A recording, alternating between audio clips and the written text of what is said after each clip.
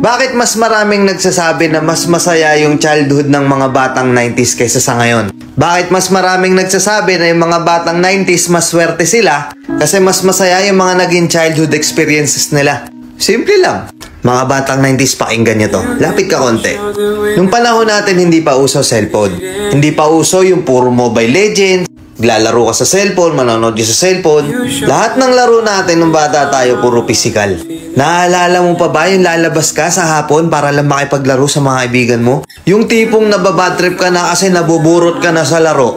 Pero tuloy ka pa rin kasi masaya ka makipaglaro sa kanila. Yung tipong lalabas ka ng alas 3 ng hapon hanggang alas 6, hindi ka na pwedeng magpagabi kasi mapapalo ka. Pero yung maiksing oras na yun para makapaglaro ka, pakiramdam mo ang haba-haba na. Naalala mo pa ba? Pag galing mo sa eskwela, madaling-madali ka kasi may papanoorin ka pa. Oo, kasi yung mga palabas sa TV noon, puro pambata pa. Puro cartoons, may mga anime pa. Nakakatuwa kasi yung mga palabas noon talagang nakakatulong sa bata. May matinik, may Hiraya Manawari, may siniskwela pa. Hindi ngayon. Putik na yan yung mga pinapanood ng mga bata, puro pag-ibig na, puro drama. Diba? Mapapang umaga ka man o panghapon ka man sa klase, makakapanood ka. Naalala mo pa ba? Yung nagtutulog-tulugan ka sa hapon sa mama mo para lang makaiwas ka sa palo niya. O teka, naririnig mo ba yun? Oo, paulan na. Gigising ka ng madaling araw, naghahabang ka ng balita. Gantong umuulan na, sana walang pasok. Yung tipong kahit hindi pa nag-a-announce sa balita, pag lumakas yung ulan ng ganyan, anak, huwag ka nang pumasok. Manood ka na lang sa TV ha. Makikipagtampisaw ka sa ulan kasama ibang mga bata. Nakakamiss yung mga panahong wala ka pang pinoproblema. Nakakamiss yung mga panahong wala ka pang responsibilidad at obligasyon. Nakakamiss yung mga panahon nung ikaw ay bata pa. Pero napapansin ko, bakit hindi ko na nakikita yung mga ganong klaseng bata?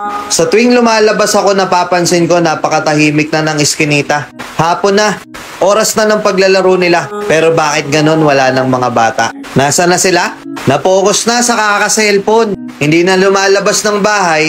Mas minaigi na lang nilang mag-cellphone at manood ng mga bagay na wala namang kakwenta-kwenta. Iba na talaga panahon ngayon, no? Kasi ngayon yung mga bata hindi na nila ini-enjoy yung pagkabata nila. Hindi na sila lumalabas para makipaglaro sa mga kalaro nila. Nagbabago na talaga yung takbo ng mundo, di ba? Kaya kung ako tatanungin, oo, masaya ako na naging parte ako ng batang 90s na to.